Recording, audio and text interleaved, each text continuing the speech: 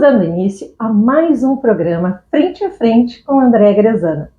E hoje nós temos aqui, junto conosco, no programa Frente a Frente, um programa que a gente tem uma satisfação imensa de produzir e trazer para o telespectador, que é contando a história desses empresários, de pessoas que não desistem, estão aí sempre à frente, produzindo, inclusive gerando emprego.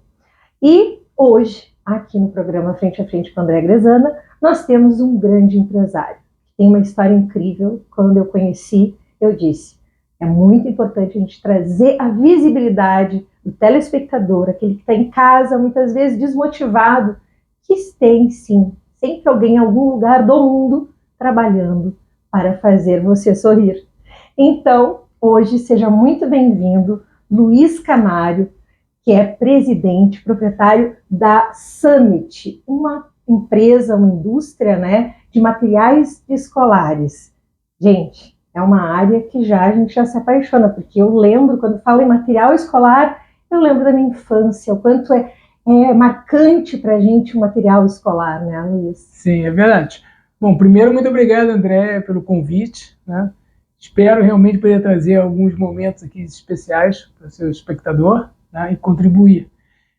Realmente, o material escolar, normalmente, as pessoas que entram em contato se contaminam muito com a beleza, com a alegria, e é uma coisa que é inerente à nossa vida, porque todos nós já estudamos em algum momento, né? E obviamente, aquele momento, chegava o volta às aulas, você falava, mãe, vamos lá comprar material, era sempre um momento muito esperado, né, muito desejado, e a gente tenta fazer dessa experiência algo ainda mais especial.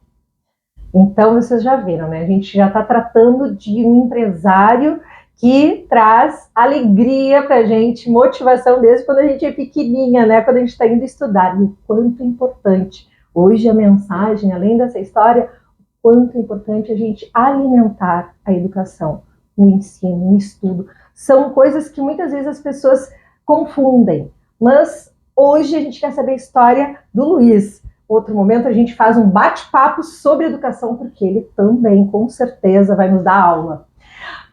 Pois então, hoje no Frente a Frente com a André Grezana, nós vamos saber uns detalhes, Luiz. Tudo por onde tu passou, onde tu nasceu, que é o princípio de tudo, né? Onde trouxe esse jovem empreendedor, e saber como é que foram as suas caminhadas até chegar hoje a essa grande empresa.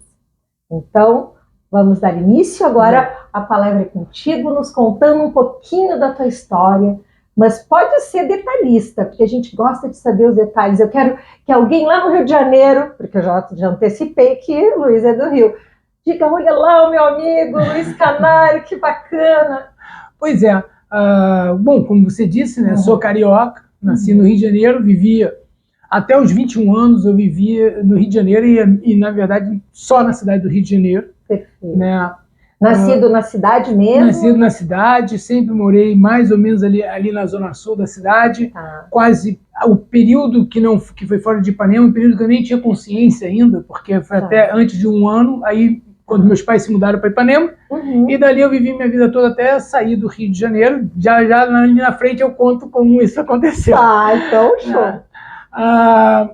Então, desde pequeno, eu estudei num colégio no Leblon, que é o bairro ali do lado de Ipanema, chamado Colégio Santo Agostinho.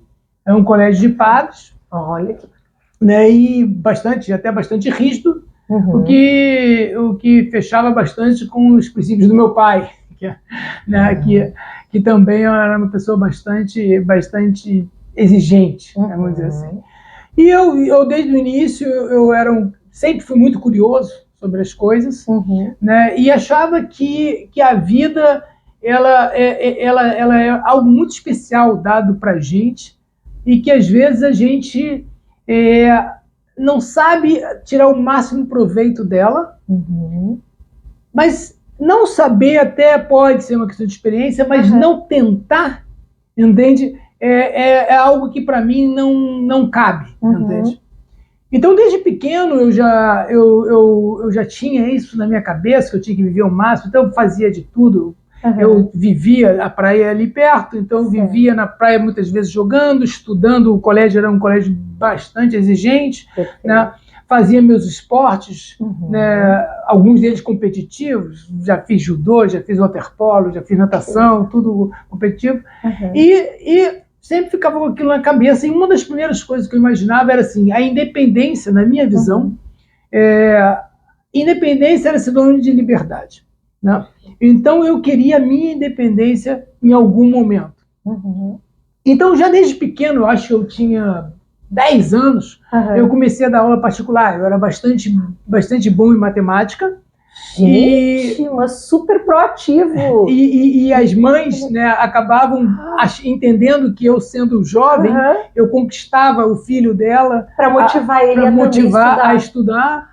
Então, ali, por 10 anos, eu tive minha primeira experiência como professor de matemática. E a minha pegada sempre foi assim. Eu achava que o estudo ele era muito facilitado se você entendesse a razão e se apaixonasse por ele. Então, no meu caso, que obviamente tinha um conhecimento de matemático limitado, eu não era, né, não era um professor formado, uma coisa assim, eu procurava muito era trazer aquele jovem um pouco mais jovem que eu, né, para perto de mim como um amigo. Então, que ele fizesse os esforços pela nossa amizade, né, e que a gente transformasse aquela aula em um momento que ele desejasse estar presente. E isso funcionou muito bem. E conforme foi funcionando, os alunos passando de uma situação, às vezes, precária, para uma situação de total controle da matéria, eu fui ficando popular. Então, o conhecimento é libertador, né? Perfeito. Imagina. E aí, tu virava aquele...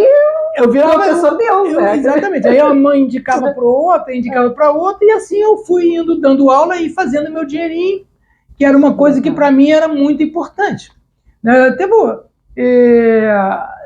hoje, eu tenho amigos que, né, que a mãe me chamou assim, olha, preciso de você agora, porque ele vai fazer vestibular, eu já nem dava mais aula, eu voltei a dar aula, hoje são profissionais assim... mas deixa eu entender agora, com 10 anos tu começou a dar aula de matemática e tu estudou matemática. Estudava normal no colégio. Normal no colégio. Dava aula para aquelas cadeiras que eu já tinha tido, né? Aquelas matérias que eu já tinha tido, álgebra... Era de outras matérias? Não, sempre no início foi matemática. Mais tarde, quando chega no segundo grau, aí eu também dei de física e química, né? Aí eu dava de física e química. E normalmente, como eu te disse, eu realmente era um bom aluno, eu entendia bem, mas eu sentia que o grande resultado estava em conquistar aquela pessoa para gostar de estudar. Porque a gente normalmente é inteligente. A questão é que a criança... Exatamente. A criança, às vezes, não vê valor naquilo, né? Então, de alguma forma, a gente, né, fazia as brincadeiras. Tinha, sei lá, o jogo de futebol, tinha não sei o que, e no meio tinha um estudo, né? E a pessoa meio que sentia, falava, se a gente não melhorar, eu não vou poder vir mais. Então, criava um certo compromisso, né? Excelente. E a pessoa acabava também, então vamos lá, vamos junto. E olha, não é tão difícil. Você vai ver, na hora que você entender, vai ficar até gostoso de fazer, tal, não sei o que. E aí a pessoa comprava aquela ideia e seguia, e atingia realmente os objetivos. A grande maioria, que eu me lembro, não tem história triste para contar, né? E aí daí já foram surgindo também oportunidades. Teve um momento que é muito interessante, porque eu sempre tinha essa visão que uma experiência internacional era uma coisa que poderia me criar, assim, trazer um lado muito positivo como experiência de vida. Como te disse, para mim, viver é fundamental.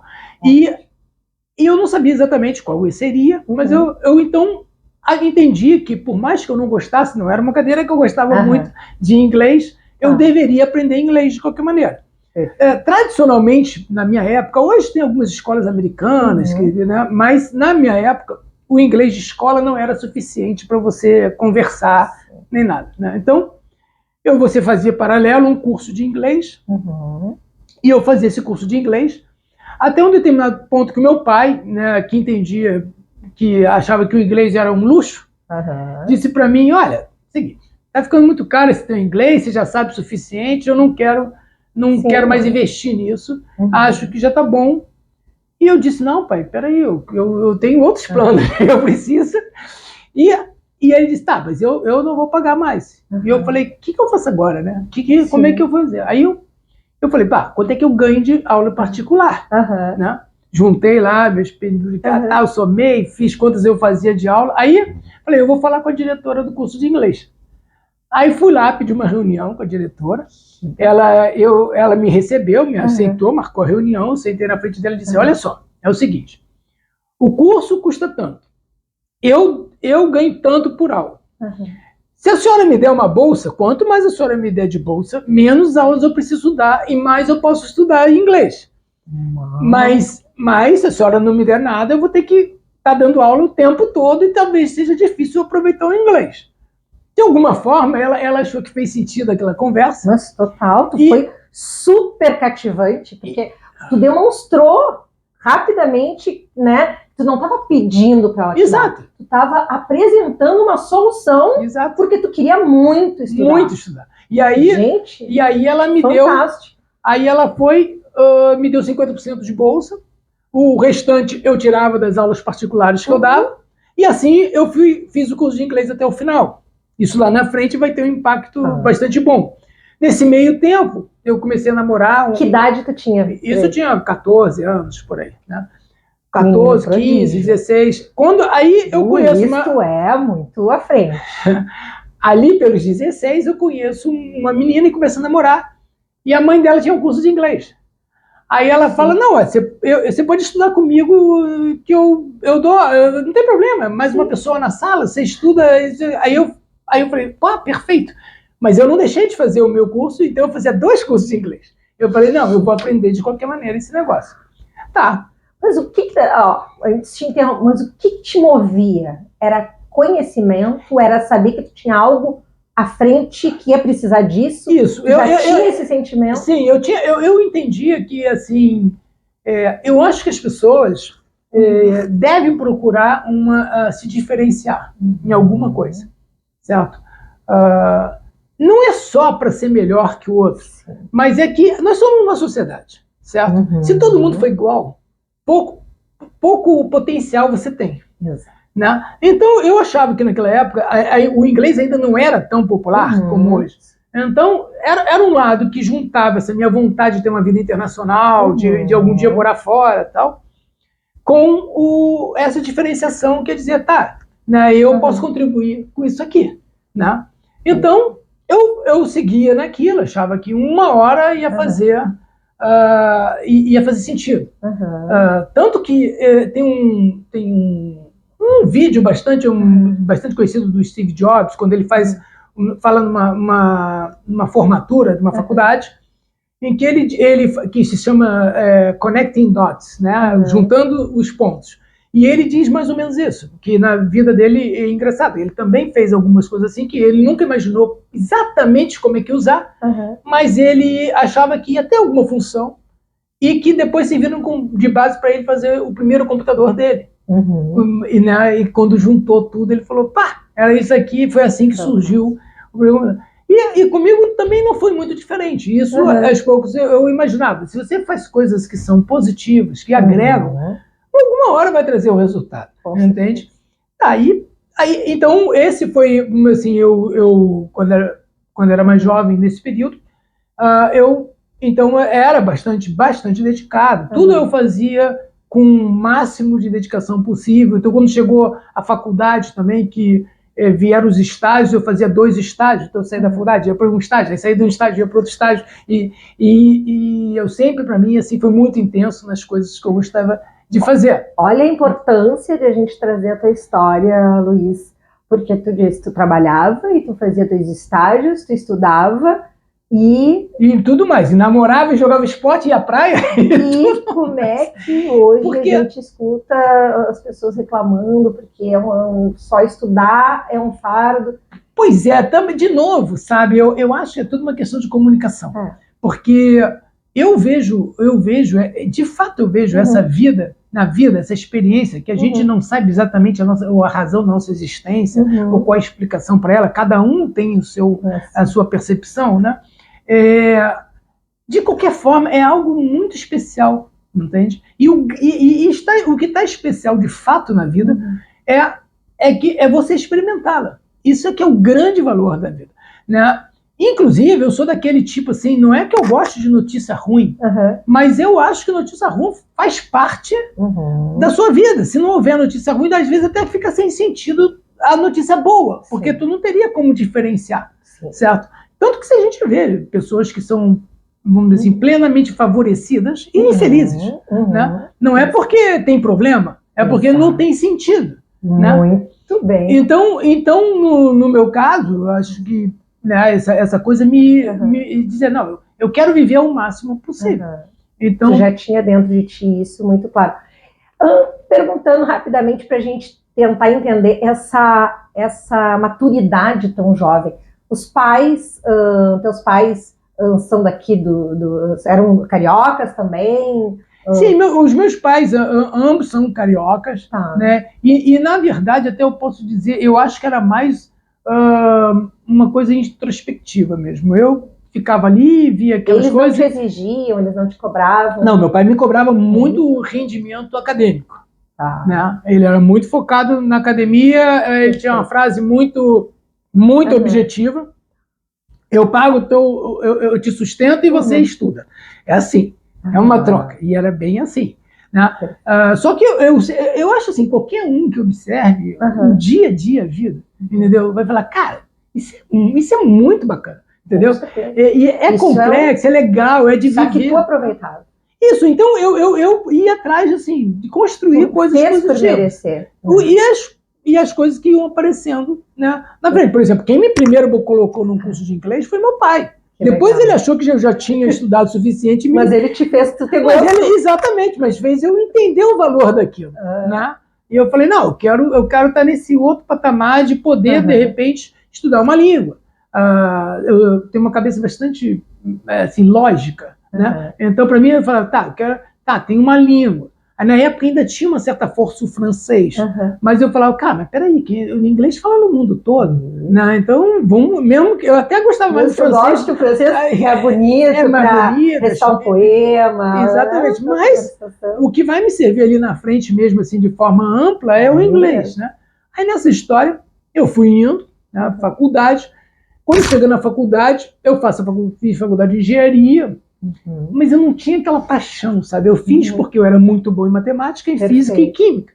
Então, qualquer teste que eu fizesse de vocacional, me diziam, tu tem que fazer engenharia, sabe? Eu falei, já sei, tem que fazer engenharia. Mas eu não tinha aquela paixão, eu tinha uma paixão muito grande por economia, finanças e tal, mas tudo apontava engenharia. E aí eu fui fazer engenharia. No meio do caminho, de novo, eu falei, cara, eu não estou feliz fazendo esse negócio. Como eu sou de acabar as coisas que eu começo, eu vou acabar essa engenharia, mas eu já vi que não é daqui que vai sair minha felicidade. Né? E comecei a pensar nisso, surge um amigo e me diz, eu ganhei uma bolsa para estudar nos Estados Unidos. Eu falei, não. Era o que eu precisava. Né? Uma bolsa, porque meus pais não tinham recursos para me mandar estudar nos Estados Unidos, meu inglês, tudo que eu queria. Né? E começa o processo. Esse processo ele tinha 3 etapas.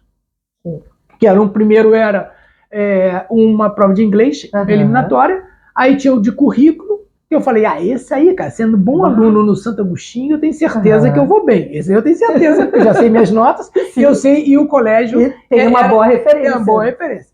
E tem a terceira da conversação. E aí, que eu sempre fui uma pessoa muito, assim, me empenho muito, falei, cara, na conversação, nem que eu tenha que contar o que for, ali eu não vou perder. Se eu chegar até lá... Se for por falar, eu vou falar até eu não poder.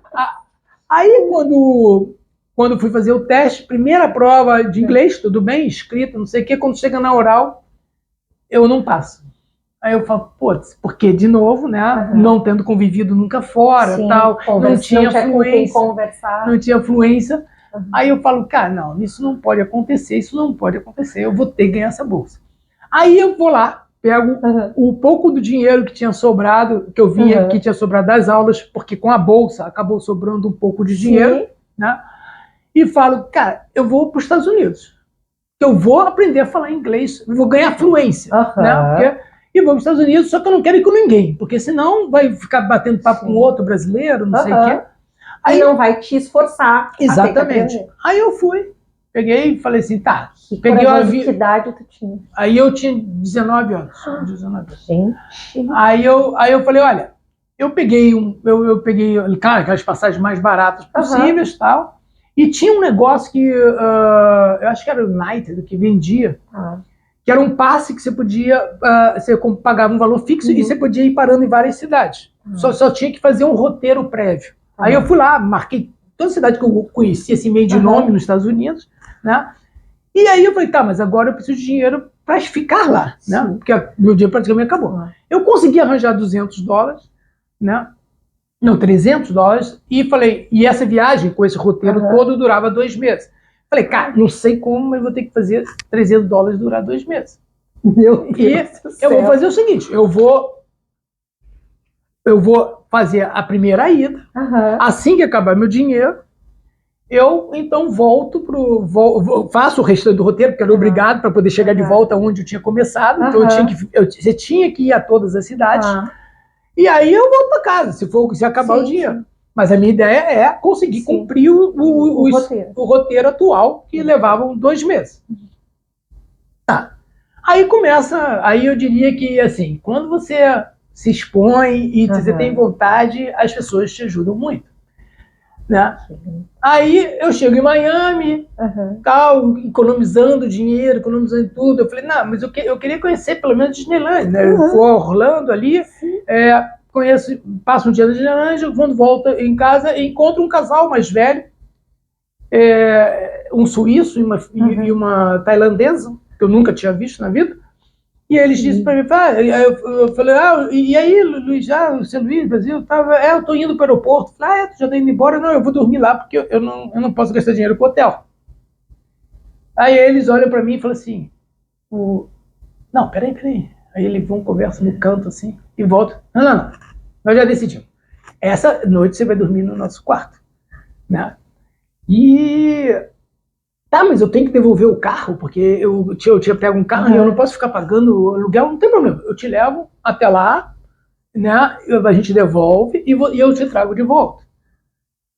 Mas, sei lá o que está acontecendo, mas tudo bem. Aí fico essa noite na casa dele e tal. E aí, né, me serve, não gasto nada, ele me deixa no aeroporto, eu sigo. Minha próxima parada era, então, Nova York. Onde eu conheci um amigo e eu falei, tá, lá eu vou pelo menos ficar na casa do meu amigo, não tem despesa de... Né, só tem o problema que eu não quero ficar lá para não ficar conversando, então eu não posso parar lá. Quando chego lá, o pai do meu amigo era representante de um jornal e disse, olha, tem esses jornais aqui para entregar e se você quiser, eu te dou o dinheiro do que seria para entregar. Aí eu passo fico 3 domingos lá, entregando o jornal, porque era sempre no domingo, entrego o jornal e faço uma grana, aí aqueles meus 200 se já falava com as pessoas também. E já falava com as pessoas, falava e corria e me vinha para cá, porque os porteiros não queriam receber o jornal, eu tinha que convencer eles de ficar com o jornal, e assim, eu até saio com mais dinheiro que eu tinha ido para lá. E eu falei, beleza, aumentou já a minha chance de eu ficar mais tempo aqui. Nisso, vou falando com as pessoas, vou conhecendo pessoas no meio e fazia uma série de, vamos dizer assim, de exercícios de tudo quanto é tipo para economizar. Então, dormia em aeroporto para economizar uma noite, dormia naqueles hotéis completamente desqualificados, assim, que eu não queria nem tirar roupa, para poder fazer uma média de preço que permitisse eu chegar até o final. E em alguns casos, pessoas que conheceram outras pessoas me indicavam, aí eu ficava na casa da pessoa. Eu só sei que no final os $300 deram para os 2 meses, eu ainda voltei com um troquinho para casa. Né? Olha, se você quer aprender a fazer viagem com isso, caralho. E aí veio o segundo, no ano seguinte veio a prova de novo. Eu falei, cara, não é possível. Porque eu quase passei na primeira vez, eu devo estar falando melhor do que a outra vez. Né? E eu falei, não, e eu continuava. Aí eu falei, eu vou estudar mais, eu vou praticar mais, não sei o que, e eu vou dar um jeito. Resultado, no final das contas, por uma surpresa minha, eu não só ganhei a bolsa, como tiro em primeiro lugar da bolsa. Gente, que emoção. E aí eu falei, caramba. E aí aquilo ainda cresceu mais dentro de mim, dizendo, cara, quando você e quando você realmente quer, quando você realmente se dedica, você pode não estar preparado naquele momento, mas ninguém é melhor que ninguém. Não. Entende? Mas é uma satisfação pessoal da sua capacidade, da exploração da sua capacidade. Exato. E é só você acreditar e dar o tempo para aquilo acontecer. Você não consegue sair daqui agora e, sei lá, correr uma maratona. Sim. Mas se você treinar, você consegue correr uma maratona. Certo? Então, às vezes o que a gente não quer fazer esse investimento. Às vezes até por não acreditar no resultado. Né? Mas quando a gente acredita, a gente se surpreende. Bom, nisso, eu ganhei essa bolsa, vou estudar nos Estados Unidos, aí lá concluo a faculdade. Qual cidade? Eu fui estudar na Pensilvânia, no estado da Pensilvânia, numa cidade chamada Indiana, numa escola estadual, numa faculdade estadual. Era uma escola até boa, mas com pouco nome nos Estados Unidos. De lá, eu vou muito bem na faculdade, e nos Estados Unidos tem esse negócio de reconhecimento. Na verdade, eu tinha bolsa, mas eu não tinha casa e comida. Eu tinha bolsa da faculdade. Então, para pagar casa e comida, eu começo a trabalhar, lavando pratos na faculdade. Aí abre uma oportunidade de ser professor de matemática.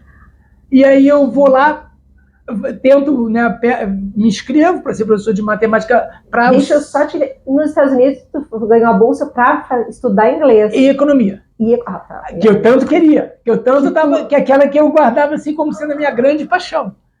Aí eu falei, tá, fui estudar economia. Quando eu tô lá, e aí surge essa possibilidade de dar aula para alunos, alunos da faculdade, que eram fracos em matemática, então eu fiz a entrevista, a pessoa falou, pô, realmente, muito bom, e ainda tem um pedaço de engenharia, então, poxa, você deve ser muito bom em matemática. Aí me contrataram, e aí quando chega, aí essa pessoa que me contrata, ela disse assim, mas olha só, tem uma coisa que eu prefiro mais do que você trabalhar aqui. O meu filho está precisando de ajuda em matemática. Tu daria aula particular para ele em matemática? Aí eu falei, não, dou também. Então, no fim de semana, dava aula particular para ele. Aí, e é aquilo que eu disse, conforme você vai indo, as coisas vão conspirando a seu favor. As portas vão se abrindo. Exatamente. Porque tu está movimentando. Tu está fazendo a coisa acontecer. A gente não tem ideia de, sabe, como a gente... Exatamente. Então, nisso eu consigo pagar minha faculdade, acabo minha faculdade, graduo. Nesse meio tempo fica aquela engenharia, tinha ficado faltando um período. Perfeito. Então eu volto ao Brasil num verão de lá, numa férias de lá, e acabo a faculdade de engenharia. Né? Que idade? E isso no final de... Eu me formo com 22, uma coisa assim, com 23 na economia. Não, por isso que eu estou perguntando, porque realmente é de admirar. Porque tu foi, assim, de uma precisão no desejo, na garra, realmente de não parar. Veio para terminar acho que esse é o meu defeito. Eu não consigo fazer algo não intenso. Entende? Então, e aí, mas meu sonho mesmo, eu dizia, o que eu queria mesmo era fazer um MBA. Né? Só que o MBA lá nas faculdades dos Estados Unidos, nas boas universidades dos Estados Unidos, elas são muito caro. E eles não dão bolsa para quem faz MBA, porque eles entendem que é um mestrado profissional, não é um mestrado acadêmico. Então, não ajuda com pesquisa, nem nada. Então, eu falei, cara, agora... Putz, aí eu falei, primeiro eu tenho que entrar numa boa faculdade, para valer a pena. Aí eu tinha um professor que tinha me dado aula em economia em 3 cadeiras, e eu falei para ele, olha, eu preciso de uma boa carta de referência. E ele disse para mim, não, tudo bem, tu era um bom aluno, mas qual faculdade tu quer ir? Não, para tu ir lá, tu tem que estar entre os 10% mais altos dos Estados Unidos. Se você... E tinha um teste para fazer isso. E se você tirar entre os 10% mais altos dos Estados Unidos, você volta aqui e eu te dou uma carta.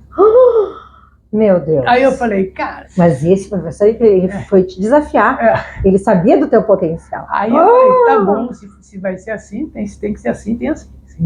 Aí eu fui, fiz o tal exame que eu precisava fazer. E, obviamente, em matemática eu fui muito bem. E eu fiquei no 1% mais alto dos Estados Unidos. Né? Aí eu fui lá. Professor. Gente, que emoção. Luiz, É de arrepiar. É de arrepiar. E aí eu falei, agora eu quero a carta. Agora você vai me escrever a carta. Ele me escreve uma carta que eu nunca imaginei. Porque ele sabia detalhes da minha vida pessoal. Como, por exemplo, ele sabia que um dos alunos que tinha participado do curso, que era da Guatemala, ele tinha muita dificuldade, estava muito mal no curso. E eu ofereci para ajudar. E aí as notas dele começaram a subir, e ele passou do curso. E eu não sei como o professor sabia daquilo. E tu fez isso para ajudar o rapaz? Só para ajudar. Eu falei, não, vamos, estuda comigo, porque eu sabia muito bem a cadeira. Eu falei, não, a gente estuda junto, né? Vamos ver se eu te ajudo. Tal. E ele acabou indo bem, melhorando muitas notas dele e passando. Eu só não sei como é que o professor ficou sabendo disso. Talvez o próprio aluno tenha dito, porque eu nunca fiquei sabendo disso. Exatamente. Né? Para te ver o quanto a corrente do bem. Exato. Um dia a gente... Exato. Se ajuda, não precisa saber para quê. Alguma coisa, alguém vai te ajudar também. Aí tá. Aí eu volto pro... Aí eu, tá bom, consigo entrar numa faculdade top nos Estados Unidos, no MBA, da Universidade de Illinois, em Urbana-Champaign, que na época estava entre as 25 melhores dos Estados Unidos de MBA e tal. Aí, só que eu não tinha dinheiro. Sim. Ainda assim, o MBA era caro, eu consegui entrar. Eu falei, tá, eu vou trabalhar durante o verão, que eu antecipei o meu fim de faculdade, acelerei, e fiquei com um semestre mais o verão. Falei, eu vou trabalhar nesse período, junto o dinheiro, faço o primeiro semestre, tiro as melhores notas, e aí eu vou lá pro diretor e digo, cara, vou ter que parar a faculdade se você não me ajudar. Né? Nos Estados Unidos, isso vale muito. Exatamente. Aí, tá. Falei, tá, vou lá. Fui trabalhar. Entregava jornal de madrugada, aí trabalhava numa loja tipo Benetton, dessa da vida, durante o dia. E quando tinha os intervalos, que eu não estava trabalhando, eu vendia faca de casa em casa. Né? Gente, isso tu não tem noção. A alegria que é te escutar de toda essa tua jornada de luta e trabalho, porque a gente precisa motivar essa juventude. Realmente, a coisa vai acontecendo, e tu ganha uma força tão grande de acreditar que a coisa dá certo, entendeu? Que também ela se retroalimenta, sabe? Você faz e mais você faz, e mais acontece e mais você faz. E é isso que nós precisamos voltar a fazer a juventude despertar para isso. Realmente, é importante. Às vezes, às vezes, vamos dizer assim, o início é o mais difícil, né? Sair da inércia. Porque a sensação que você tem é que você não tem saída. Né? Mas tem que se mexer. Alguma hora vai aparecer, vai dar um jeito. Né? Aí tá, eu passo esse período trabalhando. Quando chega ali no verão, um amigo me convida para vender livros, de porta em porta. Fala, tu vai ganhar uma grana, tu vai conseguir pagar o teu negócio, e eu vou vender, talvez não, com certeza o trabalho mais difícil que eu já fiz na minha vida, que é ir bater na porta de uma pessoa para oferecer uma enciclopédia. Né? Hoje já nem tem mais, mas na época... Mas eu sou dessa época que tinha pessoal visitando. É terrível, assim, você se sente, assim, a coisa é fisicamente muito extenuante, e também... mentalmente, sabe, te desgaste mais, que aquela pessoa não tem nada a ver contigo, ela tá lá na casa dela quieta, e tu tem que bater, incomodar e ainda tentar convencer ela a comprar aquele... Mas, de novo, né, eu precisava fazer, eu tinha um objetivo, fui fazer, fiz amigos durante esse período.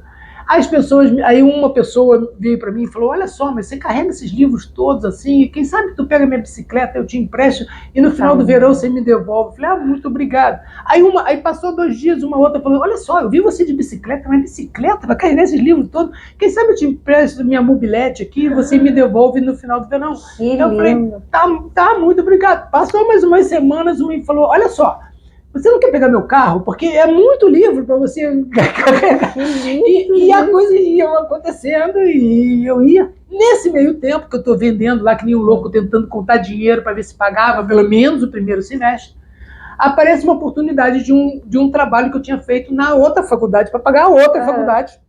Né?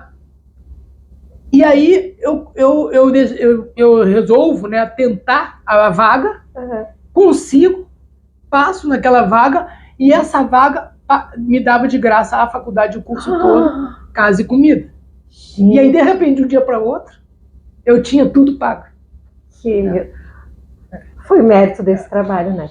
Isso é incrível, isso realmente é incrível. E uma pessoa que realmente, eu como estava vendendo livros, eu não podia aparecer presencialmente, na época não tinha Skype e essas coisas. Então a gente fez por telefone a entrevista, depois que eu vim conhecer a pessoa, essa pessoa muito bacana. Tá, vou eu então fazer meu MBA com tudo pago, feliz da vida, aí aproveito, já caso, né? Aí levo a pessoa para morar num quarto comigo. Mas aí então, nesse dia tu casou. Nesse dia eu casei. Aí vai lá, a gente quer saber um pouquinho mais, como é que foi essa paixão, como é que foi Não, eu já tinha conhecido alguns anos antes, né? Aí depois a gente se reencontrou, 5 anos depois a gente se reencontrou. Ela é de lá? Ela é daqui. É a razão que eu vim parar no Rio Grande do Sul. Que show, gente! Nós temos aqui uma gaúcha que conquistou o carioca. Aí você estava estudando lá no Não, aí eu já tinha começado o MBA. Aí ela, depois do primeiro semestre, quando acabou, eu venho ao Brasil, caso, e ela volta comigo. Isso tu tinha que idade? Aí eu tinha 25. 25, tu volta ao Brasil, vocês já estavam namorando? Sim, a gente era à distância. À distância. Mas aí tu já tinha dito, essa é a mulher que eu quero ter. Era a impressão que eu tinha, né? Achava que... E eu não tinha muita opção, porque eu não ia voltar nos próximos 2 anos. Então eu falei, olha, e talvez nunca mais, não sei, né? Não sei que a vida é minha. Então era uma decisão, eu diria que foi uma decisão mais no sentido assim, olha, vamos ter que arriscar, vamos tentar. Aí ela vai comigo, mora lá nos Estados Unidos e tal, eu acabo o meu... Qual o nome da esposa, podemos saber? Maria Celina. Aí eu acabo com o meu curso, né, e voltamos para o Brasil. Né? Nesse meio tempo, eu começo a trabalhar para um banco. Né? Aí eu estou trabalhando em São Paulo para esse banco, tal. O banco me tratou muito bem, realmente, assim, era um sonho meu trabalhar num banco. E realmente foi um momento muito bacana, conheci pessoas bacanas e eles me trataram muito bem, mas ficava aquele negócio assim, de eu dizer, eu quero fazer como eu acredito que tem que ser a relação entre as pessoas. No mercado financeiro, a relação não é muito amistosa, certo? E eu vi aquilo e eu dizia, cara, até eu não estou sofrendo isso, mas é um ambiente que não é exatamente o que eu gostaria. Não é o que eu batalhei tanto para chegar. Exato. Né? Aí eu sou muito assim daquele tipo, né? Vamos saber que idade tu tinhas nessa. Aí eu tinha 27 anos. 27 anos. Né? E nesses 27 anos, quando tu volta formado com o MBA, tu era também tu tinha currículo super. Aí eu já tinha mudado a minha história. Porque tu era um homem já visto com outro. Porque aí, nessa época, eram poucos MBAs em faculdades boas nos Estados Unidos. Hoje já tem bastante.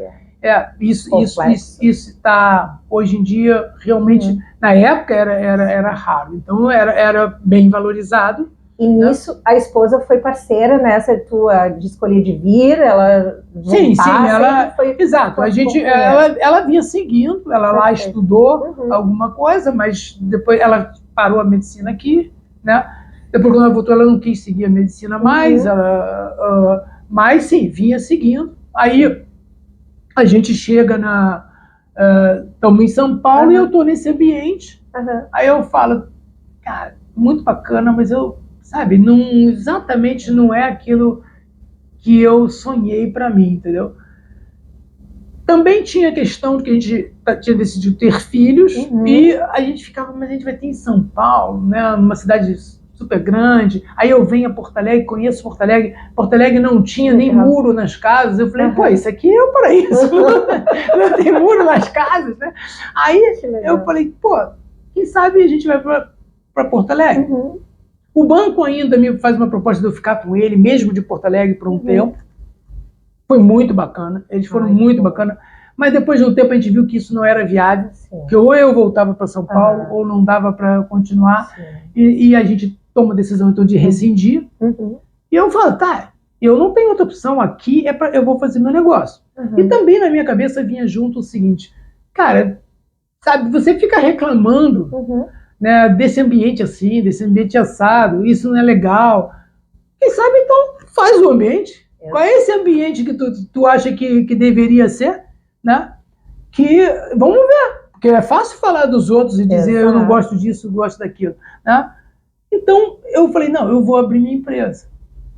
E aí, eu diria que esse foi meu grande propósito da empresa, foi esse. Era dizer, eu vou construir uma empresa que tenha os valores que eu acredito e que as pessoas que também acreditam nesses valores possam exercitar. Eu só quero ser uma opção. Não vou ser a única, mas eu quero ser uma opção de pessoas que gostariam de ter esse tipo de relacionamento. Né? E aí, eu abro a empresa, aí eu venho para cá, e aí no início, realmente, para variar, eu sou bastante assim, atirado, né? Então, o que você vai fazer? Ainda não sei, eu abri a empresa. Aí eu começo na área financeira, porque era o que tu tinha, o métier que eu estava envolvido, mas daqui a pouco passo para a parte, aparece uma oportunidade, começo a importar produtos, principalmente da China, e aí eu falo... Isso mais ou menos em que ano? Isso já é em 92, 93. Tu foste um dos desbravadores, porque a China... Era um mercado que... muita dificuldade, as pessoas não tinham conhecimento da logística, da prática. Nada, realmente. Aí eu passo, né, vamos dizer, eu começo... Bom, eu vou ali e transformo ela em... A importadora começa a crescer muito, então eu cesso a parte financeira e fico só como importadora. E aí começo a viver aquela minha vida internacional, mas sem muito glamour. Sim. Porque ir à China não tinha nada de glamour. Exatamente. Naquele momento, ir à China hoje, eu vou à China, parece que tu está indo nos Estados Unidos. E é outro país. Tudo totalmente diferente. Mas na época, várias vezes eu chegava lá para ficar no hotel, a pessoa não fala a sua língua, nada, não fala inglês, não adianta, e você só entendia que não tinha um quarto para você. E você... Não, mas como não tem? Onde é que eu vou ficar? Eu tenho, sem certeza, eu paguei. E ainda numa situação que tu já tinha, né? Não era mais um jovem, né? Já era um empresário do mercado. Aí você vai, né, e discutir em chinês mesmo. Não você em chinês, mas como chinês, ele falando chinês, tu falando inglês, e uma confusão em gesto pra cá, não sei o quê. Até que depois de muita batalha aparecia um quarto. Aí você ia lá. Aí chegava de manhã, tu ia no café da manhã, tu falava, mas o que é isso aqui? Pé de galinha? Mas quem toma de café da manhã pé de galinha? Eu não tomo nem à noite, nem à tarde, mas no café da manhã eu só quero um pão com leite, tá bom, né? E aí a gente tentava explicar isso e o cara parecia que era uma coisa de outro mundo. Pão e leite, como assim, cara? Tá cheio, ó, pé de galinha aí. E não sei o que mais, não sei o que mais. Não era barato nem escorpião, né? Não, tinha as baratinhas, mas aí não era no café da manhã. Não. Aí, e assim a gente ia, assim, realmente uma fronteira, os hotéis péssimos na época, assim, você tinha nervoso de... Você entrava num restaurante, você não olhava para a cozinha, porque se você olhasse, você não comia. Era horrível, coisa muito... E ainda tem gente que reclama do Brasil, né? Não, muito coisa familiar. E a gente no Brasil, em termos de asseio, a gente tem uma certa neura. Né? O Brasil toma muito banho, muito mais que muita sociedade. Né? Você quer comer num lugar limpo, se você vai num restaurante, você espera que esteja limpo. Lá não era assim. Agora recebe alguma influência do ocidental. Mas naquele período, nada disso. O cara botava ali, sabe, como não estava nem um pouco constrangido. As coisas assim meio sujas, meio não sei o que. E você fechava o olho e comia. Entendeu? Vou ter que sobreviver. Vou apertar o botãozinho sobrevivência. Não, rezava que não tivesse nada estragado, né? E nem perguntava o que era, porque senão tu já não comia. Né? Aí, às vezes, sim, num jantar de luxo, te ofereciam baratinhas. Aí você fala, porra, no luxo, cara, porque era uma iguaria. Então, e aí tu se deparava com aquele negócio, o cara comendo né, segura assim pelas pernas e chupa a parte de trás da barata, e tu fala, meu Deus do céu. E ele fala, não, vai, é uma delícia. Né, e assim era, e eram várias situações assim, tentando aprender algumas palavras em chinês para poder ganhar um pouco de, vamos dizer, de sensibilidade nas negociações, entendeu? Então a gente ia tal, e passamos todo tipo de... A única coisa que realmente eu nunca tive nenhum problema foi segurança. Zero de problema com segurança. Nunca tive. Sempre muito seguro, mesmo nas cidades maiores, em que a gente tinha áreas assim um pouquinho mais delicadas, mas era não ir lá e o resto estava tudo sob controle, né? É verdade que quem vem do Rio de Janeiro é difícil ter alguma coisa muito que assuste, né? Então, isso, aí sim a gente começa a empresa e, de fato, né, a sensação que eu tenho... E nessa questão de empresa, de importar, de ir lá diretamente, exatamente fazer essas conexões em algum momento, porque é um mercado que naquela época era muito difícil, inclusive porque não tinha, digamos, não sei se tinha mercado de capital de investimento, ou tu tinha que realmente fazer a compra antecipada e pagar e não saber se o material ia chegar, porque existia uma insegurança muito grande. Eu não sei se isso é real. Não, isso é real. Assim, o chinês não fazia nada se tu não pagasse antecipadamente, né? E obviamente você não tinha construído ainda nenhuma relação com eles. Então isso levou uns anos, né? A questão é que a gente ia lá presencialmente. Perfeito. Então o cara sabia que a gente podia voltar. Que não era uma grande vantagem, porque na China, com tudo escrito em chinês, você não achar alguém é muito comum, né? Mas criava uma sensação de segurança. Eu acho até para ele, para os mais sérios, porque em todo lugar do mundo tem gente séria e gente não séria. Né?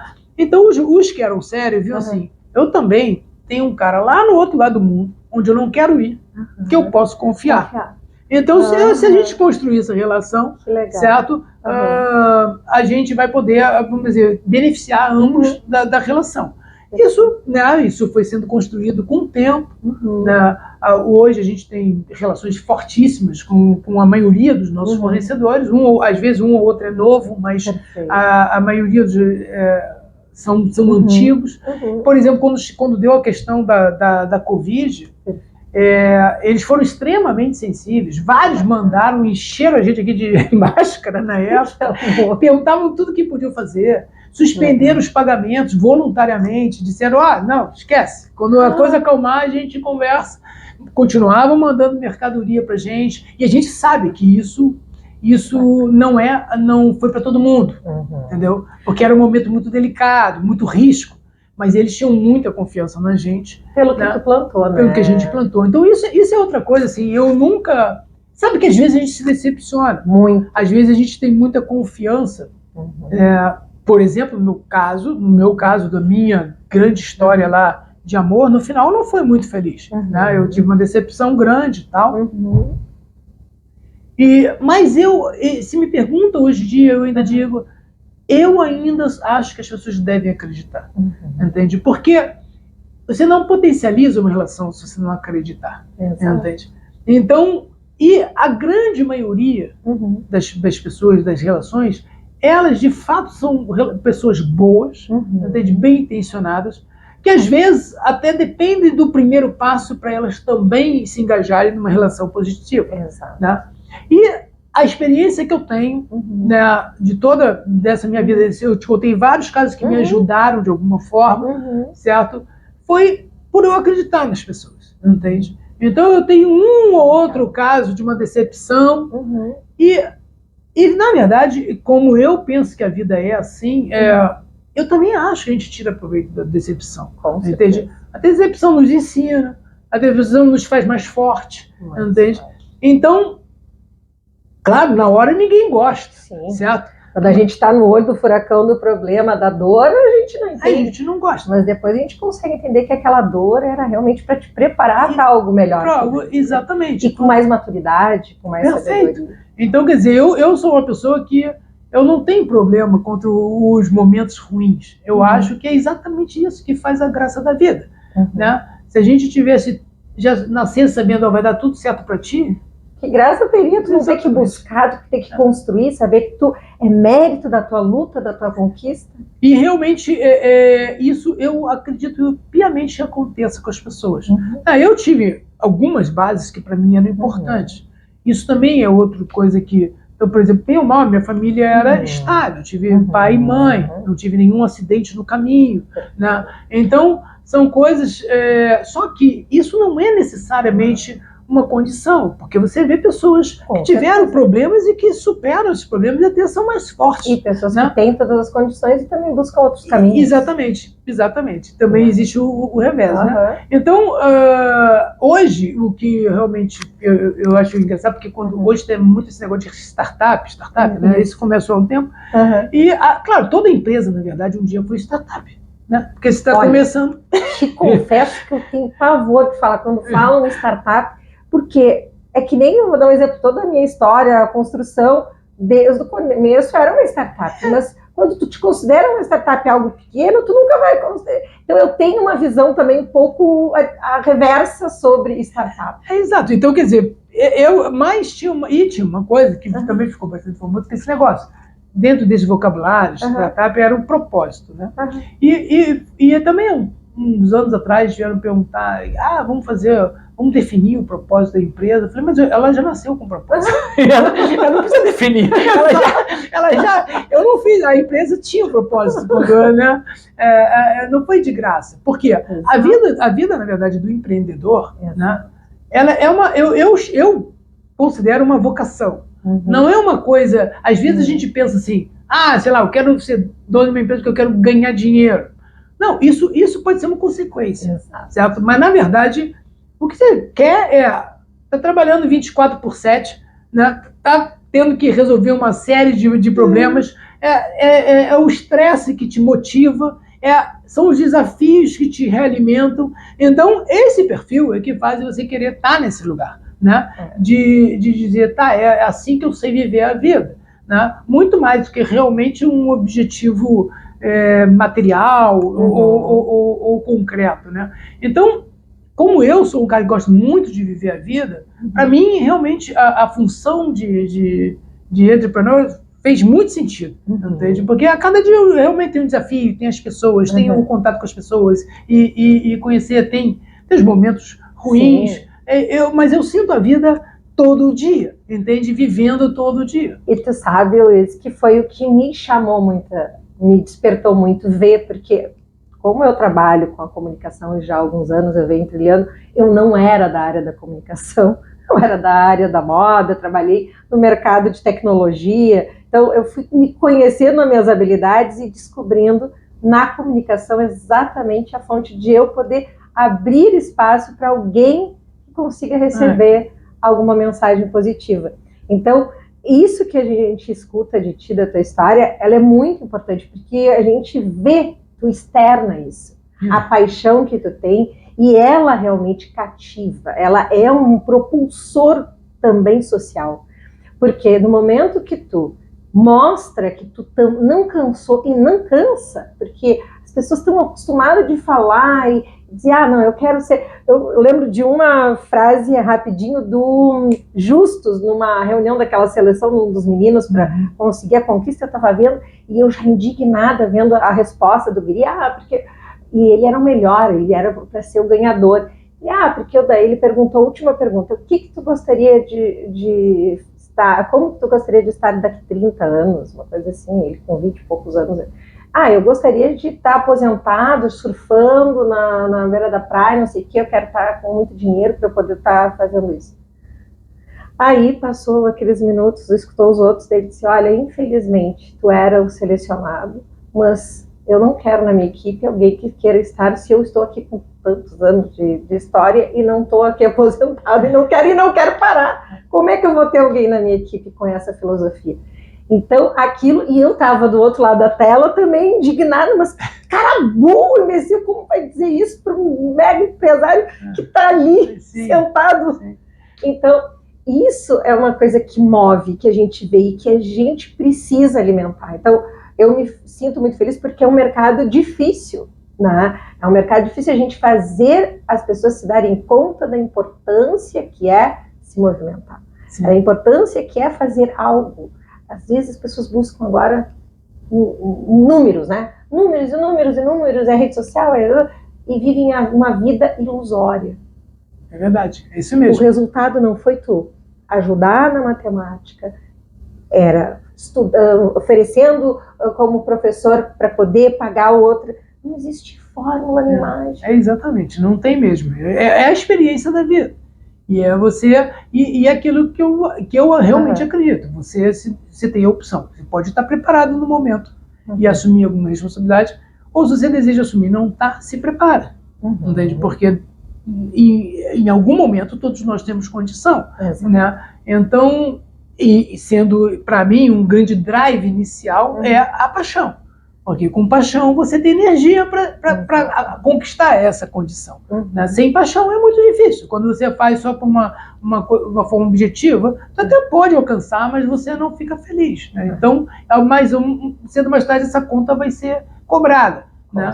Então, como você disse, hoje, por exemplo, eu chego na minha empresa, dá muito prazer eu falar com todas as pessoas que estão lá, com os que trabalham, com os que já trabalharam, entende? E eu não tenho nenhum problema, não tem nada, entendeu? Eu simplesmente, aquelas pessoas, quando eventualmente surge uma oportunidade, e eu mesmo aconselho, falo, olha, realmente, se é isso que você quer fazer, eu acho que você deveria ir, entende? Por mais que eu goste de você, entende? Tu tem que explorar o teu potencial e eu não tenho isso aqui, entende? Para te dar. Se eu tivesse, eu ia tentar que você ficasse de qualquer maneira. Mas, se não, eu quero que você seja feliz, entende? E graças a Deus, e no final isso retorna muito pra gente, porque não importa só o resultado para mim, mas como você consegue aquele resultado. Com certeza, né? O caminho dele. Exatamente. Você tem que se orgulhar, né? Eu me lembro que logo que eu comecei, a gente tinha uma série de práticas, né? Sempre bastante conservadoras em termos de ética. E vários amigos me diziam, cara, vai quebrar a tua empresa, vai quebrar a tua empresa. E eu dizia, eu prefiro ser empresa do que fazer. Entende? Então, se for quebrar. E aí, conforme ela não ia quebrando, só vinha na minha cabeça assim, cara, se eu deixar quebrar, aqueles caras que disseram que só funciona se eu fizer errado, eles vão ganhar força. Então, eu vou mostrar que isso não vai acontecer. Então, cada momento negativo, na verdade, eu me empenhava muito mais. Exatamente, porque eu dizia, não, eles não vão convencer. E, na verdade, o que eu vi é que vários desses, eles ficaram. Eles quebraram. Exato. Eles se perderam com coisas que, não, né, vamos dizer, que atrapalharam eles e eu. Porque, Luiz, quando a gente age de uma maneira linear, onde as pessoas te conhecem, sabem que tu é, sempre tu tem portas abertas pro resto da vida. Então, eu sou uma daquelas que eu digo, eu também sou muito grata aos meus pais, porque quando tu é carregado de valores, porque o valor ele é reconhecido em qualquer lugar do mundo. A pessoa, quando tem integridade, ela é reconhecida no olhar, na sua postura, na sua conduta. E isso tu pode não ter R$1, mas tu pode se tornar um milionário. Porque são as pessoas que vão te abrir as portas, que vão realmente mostrar o que o dinheiro é consequência. É apenas o papel que hoje em dia é digital, que não é, até tá dentro do celular. É verdade. Não, é isso aí. E vamos dizer assim, o que importa, né, no final de tudo, é a gente ser feliz, né? Assim, de alguma forma a gente... e aí, eu não sou muito crítico de como cada um encontra o seu caminho.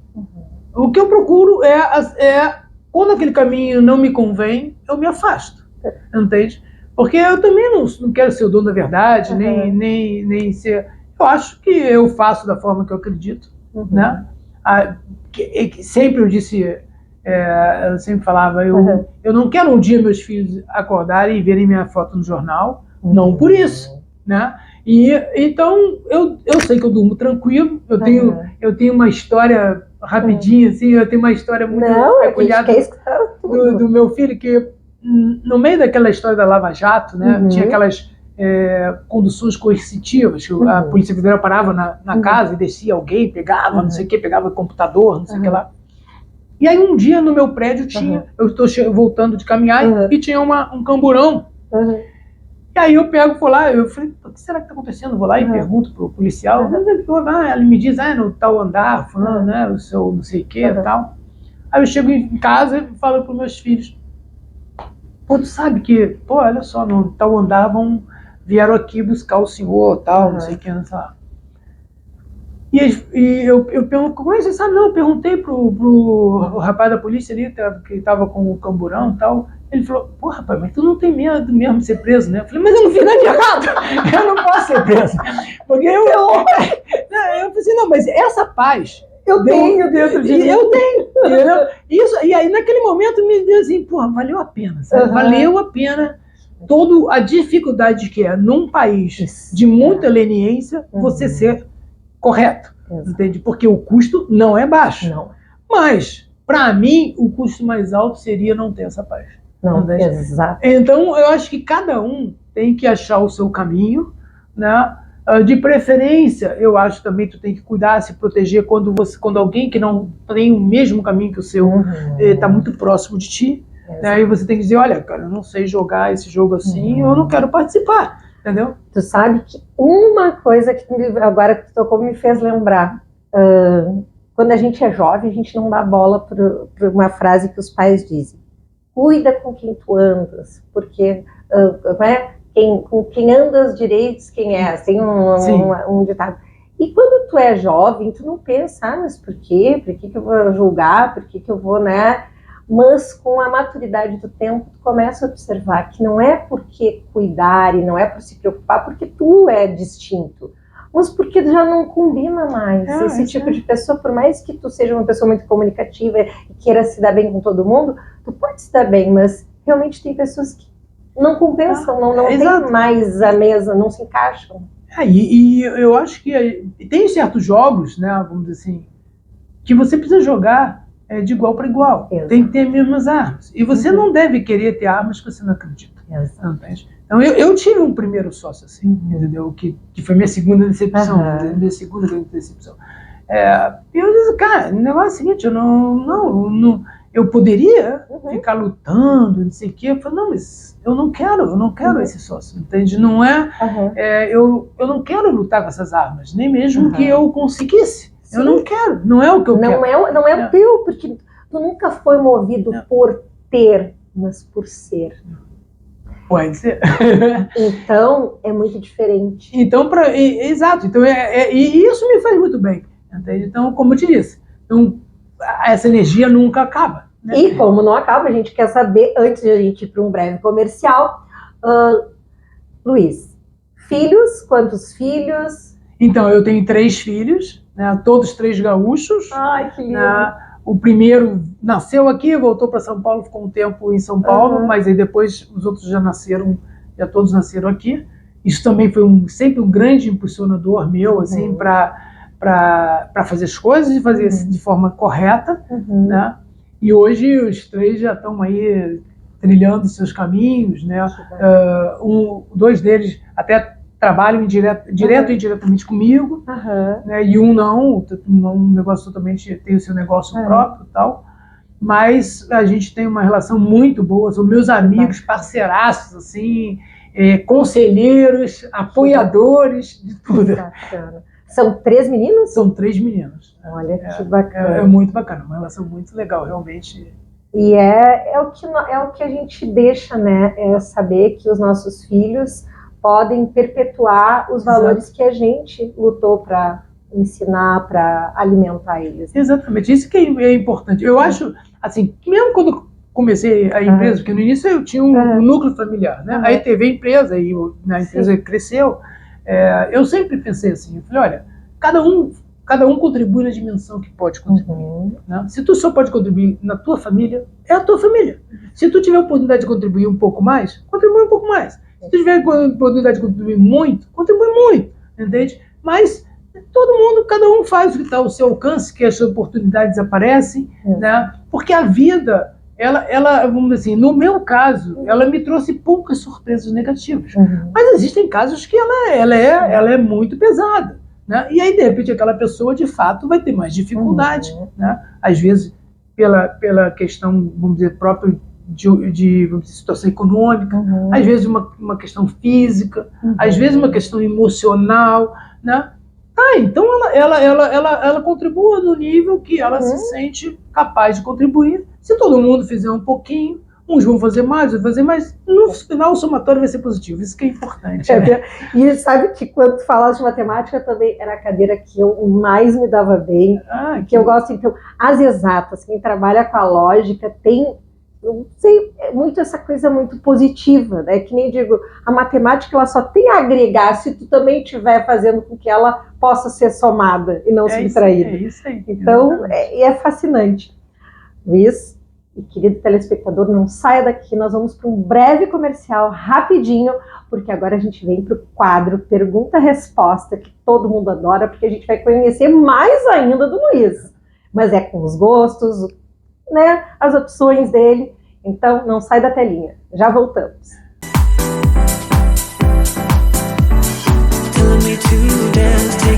Aqualocos no inverno e no verão. Aqui não tem tempo ruim, tudo é alegria. Curtir o dia numa boa com toda a família. Aqualocos é pura diversão. Faça chuva ou faça sol, no inverno e no verão. É Aqualocos, yeah.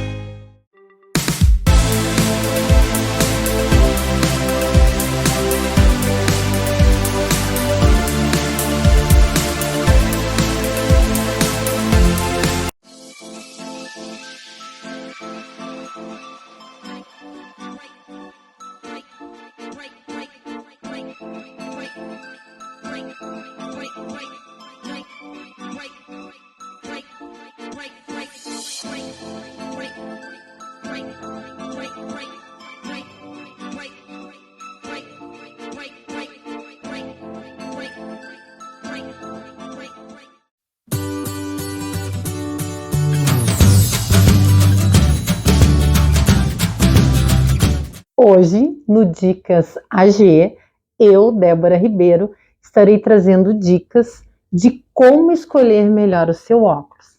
Rosto redondo.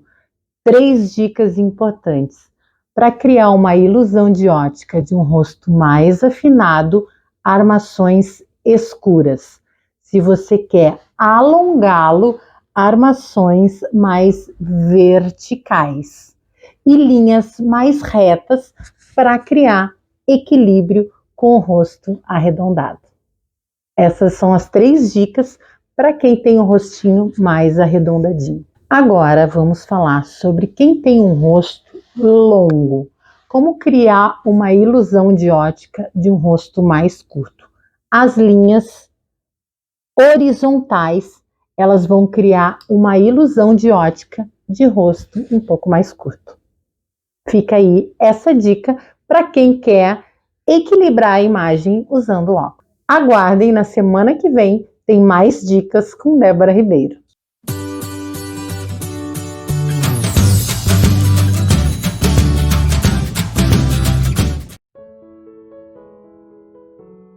Venha conhecer o consultório da doutora Roberta Capper.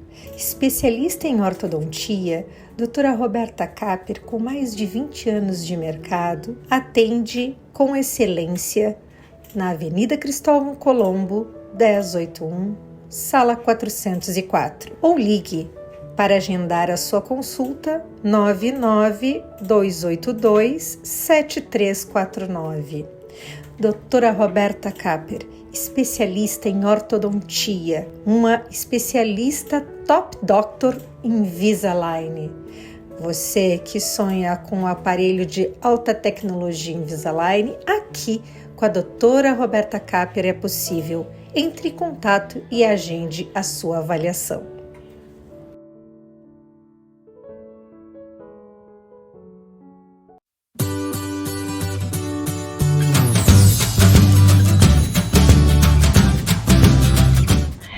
nós estamos aqui com o nosso Dicas AG, trazendo uma dica especial turística para o nosso telespectador.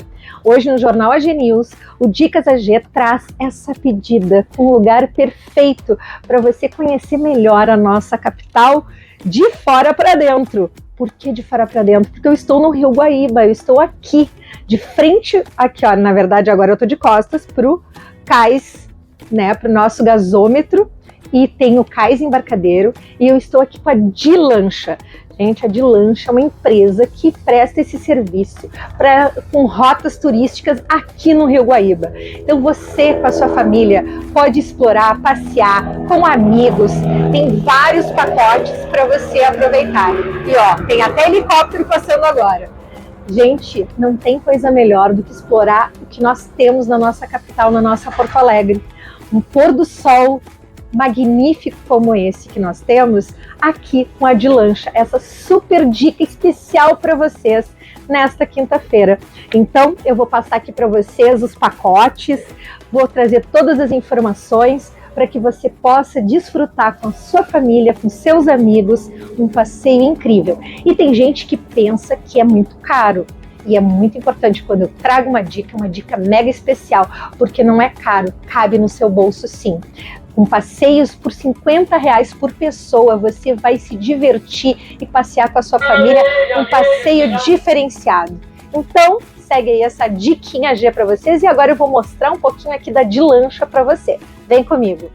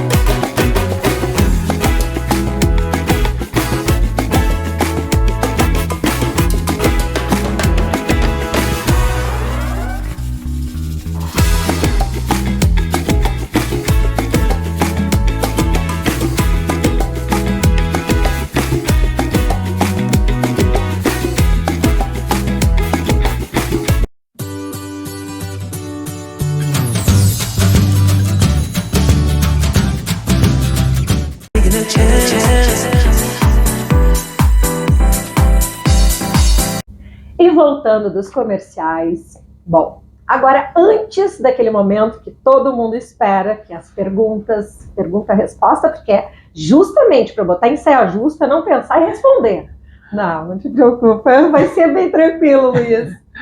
Mas a gente quer trazer para o telespectador, Luiz, para que ele conheça também essa grande empresa que a gente acabou de conhecer e saber desse grande empresário, empreendedor, uma pessoa que tem essa paixão, né, de viver, de abrir portas, de gerar emprego, que é tão importante no nosso país, porque ser empreendedor no nosso país é um grande desafio. É verdade. Então, tu és um cara que a gente tem a maior admiração já aqui. Ficamos muito felizes de te receber e poder contar a tua história, porque é esse o sentido, a gente mostrar e motivar que fazer o certo tá certo, não é errado. Então, nós queremos conhecer um pouquinho da Summit, das empresas, para o telespectador saber encontrar também e ser um cliente, porque a gente tem que apoiar as marcas de pessoas sérias e que trabalham realmente em prol do futuro da nossa sociedade. A Summit, como eu mencionei brevemente no início, ela hoje é uma empresa de material escolar, principalmente material escolar, mas também tem uma linha de material de escritório e uma linha de material artística. certo? A gente, englobando essas linhas, nós temos 3 marcas. A nossa principal marca, que é a primeira e a mais antiga e mais difundida, que é a Tris, ela foca em materiais escolares com algum diferencial.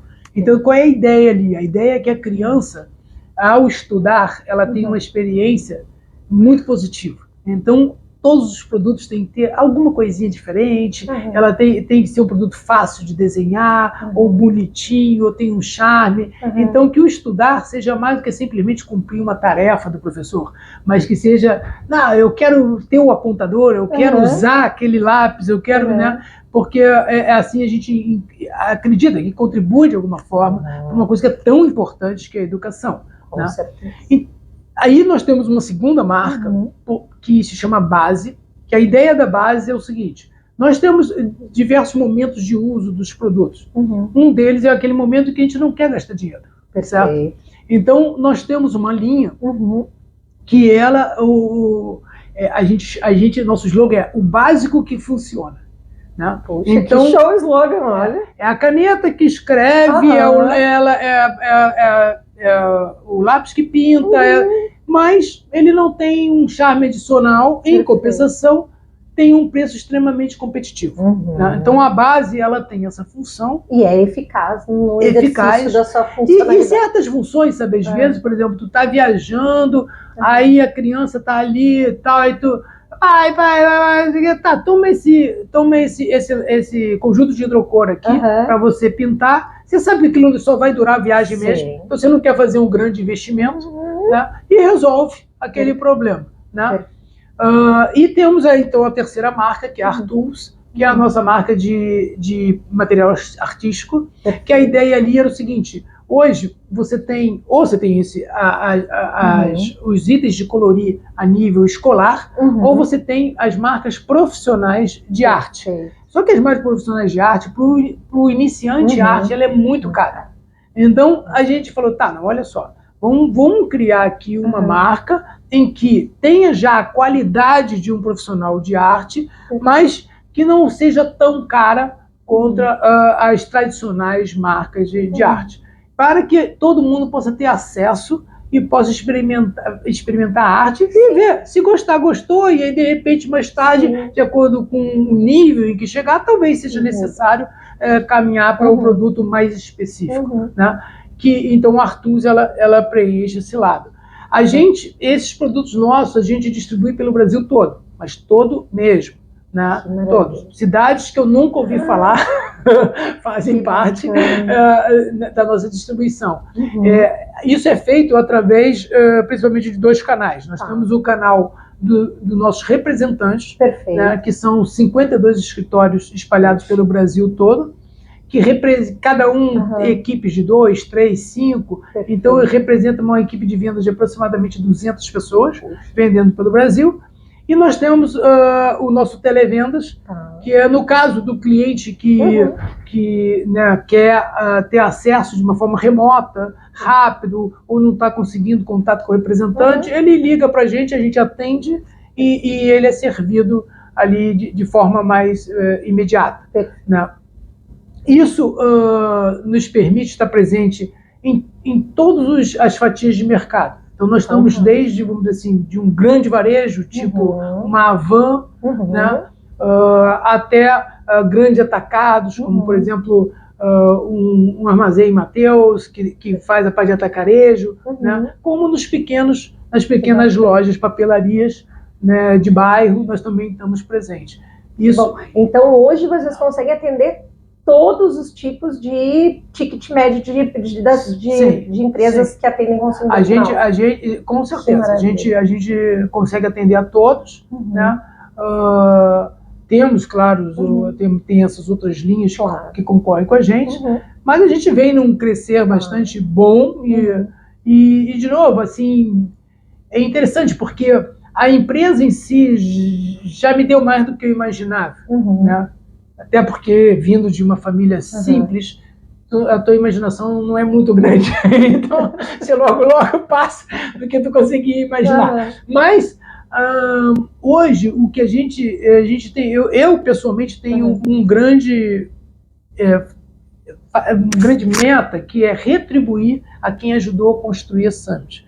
Então, acho que eu ainda devo isso, né, tanto a colaboradores como representantes, né, que eles possam, de fato, ter uma vida tranquila no seu futuro, né, e do outro lado, como a gente entende que a gente é uma empresa extremamente que carrega valores que eu gostaria que fossem bastante difundidos, então, quanto mais houver essa difusão, entende, eu acho que a gente estaria contribuindo mais para a sociedade, né?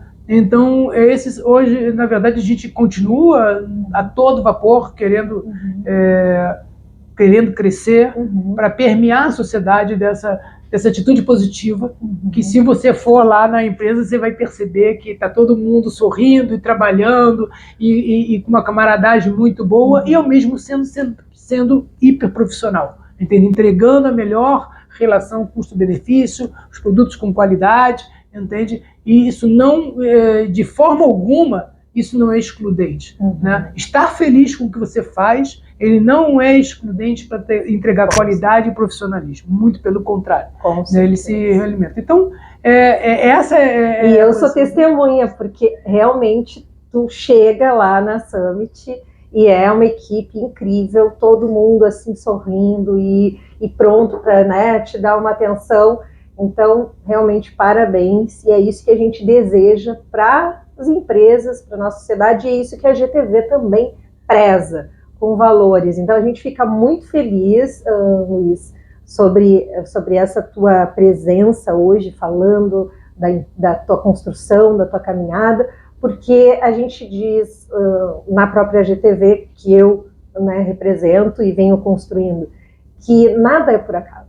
Nós somos conectados no momento certo da escolha dele, né? Então, acho que é o momento e acho de muita satisfação, porque é o que realmente a gente encontra, pessoas com propósito, e aí vai te alimentando na tua caminhada, que siga, está no caminho certo. Então, vamos ao momento tão esperado, ao pergunta-resposta. Luiz, é assim, bate e responde, tá? Perguntou, não precisa pensar, vai no impulso, que é isso que é gostoso, que a gente vê que a pessoa gosta mesmo. Comida favorita? Espaguete. Uma cor? Azul. Uma palavra? Amor. Uma fruta? Banana. Um sonho? Eu acho que é Summit. Um lugar? Rio de Janeiro. Um filme? Um filme. Olha, eu gosto muito daquela série Peaky Blinders. Sabe?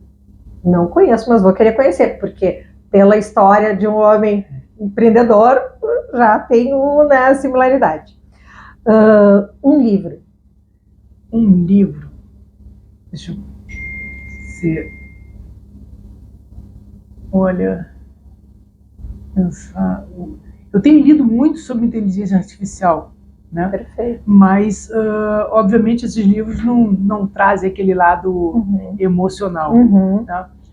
Agora, se eu escolher um livro que me impressionou bastante, foi exatamente de inteligência emocional. Esse livro foi um livro que eu achei muito ajudou. Quem trabalha com pessoas é apaixonado por isso, como tu falou. Uma série. Eu agora vou ter que repetir, que é o Peaky Blinders. Um carro.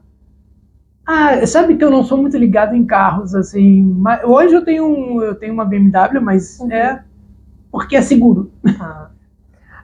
Uma viagem. Viagem, isso já é outro lado. Eu adoro viajar. Uma das cidades que eu mais gosto é Nova York. Um lugar na infância. Com certeza é o Rio de Janeiro. Fui muito feliz. Esse Rio de Janeiro. Uma cidade. Bom, Porto Alegre. Oba, ganhamos uma. Um país. Brasil. Uma pessoa. Pode ser 3 dos meus filhos. Tá, a gente vai permitir, porque filho é. Eu não tenho como dividir. Né? Um cantor. Um cantor, Charlie Brown. Uma música. Só os loucos sabem. Uma cantora. Uma cantora, Rita Lee. Uma banda. Skunk. Um ator? Um ator, Tom Hanks. Uma atriz? Meryl Streep. Um animal? Leão. Um signo? Eu vou falar o meu, Gêmeos. Religião? Eu sou católico. Política? Eu gosto dos partidos que são mais liberais, né? Liberais economicamente, ou seja, normalmente os de direita. Né? Mas eu não sou muito conectado à política. Perfeito. Uma data? Só pode ser uma. É o nascimento dos meus filhos. Esse foi o melhor momento da minha vida. Olha, que lindo. Vamos aceitar, porque realmente não tem como negar, é a coisa mais sagrada que nós, seres humanos, somos capazes, né? Que é um presente de Deus. É espetacular. Um amigo? O meu sócio, o Guilherme. Uma amiga? Uma amiga? A minha namorada, a Fernanda. Um ídolo? O Zico. Ai, que show! O Senna é outro também que é muito... Show. E agora, encerrando, uma mensagem para o nosso telespectador. Olha, eu acho que nós conversamos bastante coisas aqui, né? E eu acho que a vida é para ser vivida. E eu comentei contigo que eu gosto muito do Charlie Brown, daquela música do Só Louco Sabe, né? Os loucos sabem, né? E tem uma frase que é meu lema, que é: o impossível é uma questão de opinião. Né? Então eu acho que a gente pode pensar assim, porque de fato a gente se surpreende nos nossos limites, se a gente der espaço para que aconteça. Muito bem. Olha, então vocês viram o quanto é importante a gente acreditar, não são apenas palavras, não são apenas escritas, né? A gente tem aqui a testemunha de que é possível. Mas, exatamente como o Luiz falou, ele trilhou a trajetória incansavelmente. Não foi fácil, porque não é para ser fácil. Exato. E é esse o grande, grande diferencial que hoje se vende na sociedade, a facilidade. Não existe algo que possa realmente ser palpável, que tenha resultado, que tenha consistência, que tenha valor, que seja fácil. Tem que ter caminhada, tem que ter escada, tem que ter luta, tem que ter garra. Então, muito obrigada pela tua participação novamente, Luiz. Obrigado a você. Fica lisonjeada, estou lisonjeada por poder trazer esse conteúdo de tanto valor para o telespectador. É isso que a gente precisa alimentar, histórias de pessoas de valor, de caráter, de honra, que sabem que isso é o nosso bem maior. E que a gente sabe que é difícil. Tu foste tentado, como tu disse, e tu disse não, porque tu sabe que tu é muito maior dentro da tua essência, sabendo que tu vai descansar, porque não é só sobre tu, é sobre o que tu deixa, que é teus filhos, o teu ensinamento, e isso sim, ninguém te tira. E isso não é descartável, isso não se dissolve. É verdade. Muito obrigada. Obrigado a você. Foi um prazer, realmente foi muito bom. E no próximo... deixa eu só... E te aguardamos em mais outros programas, porque a gente quer exatamente cativar o telespectador, alimentar essa força, que tu me alimentou de força aqui, viu? Fui eu que fui te trazer para o telespectador, e eu que animada aqui de força, porque é isso. Não desista. Essa mensagem hoje, aqui, esse grande exemplo, e já saibam, é procurar nas prateleiras a marca Tris, a marca Base e Artus. Vamos ajudar quem é nosso aqui do nosso Rio Grande do Sul, aquele que trabalha sério. Então aqui vocês acabaram de conhecer um empresário sério, toda a caminhada dessa marca. Você vai lá no Zafari, vai lá como é que é o Casa nome? de Papel. Da Casa de Papel, em todas as lojas. E você vê a Tris, tá aqui, ó. É esse empreendedor que não desistiu, gera emprego e tá aí fazendo muita coisa nova que a gente vai trazer também aqui. Um beijo grande, continue aqui na programação da GTV, a TV feita para você.